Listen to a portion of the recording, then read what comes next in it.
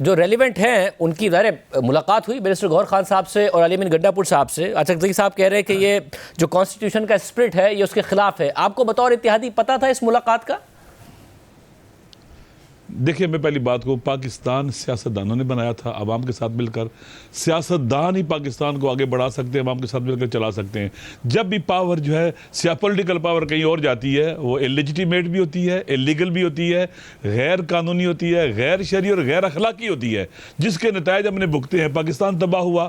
آپ باقی ماندہ پاکستان کی کیا صورتحال ہے؟ ایسٹ ویسٹ آپ کے دیکھیں پاکستان کی کیا، ایک طرف دشمن تھا اب دوسرا دشمن بھی بنتا چلا جا رہا ہے. پاکستان کے نامنی کا مسئلہ، بلوچستان، KPK، اور پھر دیکھیں اس صورتحال کے اندر ہمیں چاہیے کہ پاکستان کو ادھر سے جو بھی اپنا حصہ ڈال سکتا ہے پاکستان کو اس مشکل سے نکالنے کے لیے وہ اس کو حصہ ڈالنا چاہیے. تو پھر اس صورتحال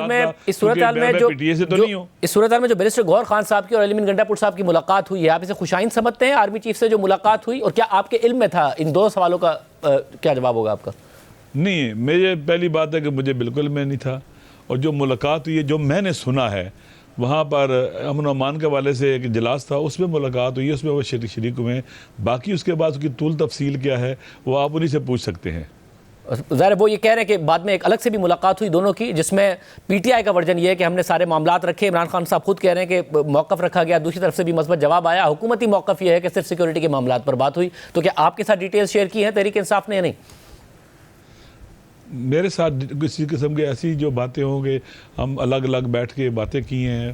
میں نے عمران خان صاحب کا بیان بھی نہیں ابھی تک پڑھا ہے نا، تو چونکہ میں یہاں دور ہوں، آپ کے بندے شہر سے کافی بار آئے ہوئے ہیں، تو اس لیے پھر مصروفیت رہی سارا دن. میں اپنا اخبار تو یہاں تو ہوتا نہیں ہے.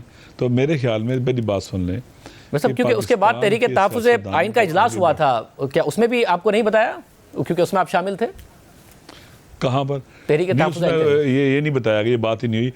وہاں اجلاس ہوا، اس میں محمود خان جگزئی صاحب نے کہا کہ اصل یہ غیر آئینی ہے کہ ایک آدمی جو وہ آئے جو ایک اسٹیبلشمنٹ سے، اور وہ کیا کرے کہ اجلاس کو وہ لیڈ کرے اور اجلاس کی صدارت کرے.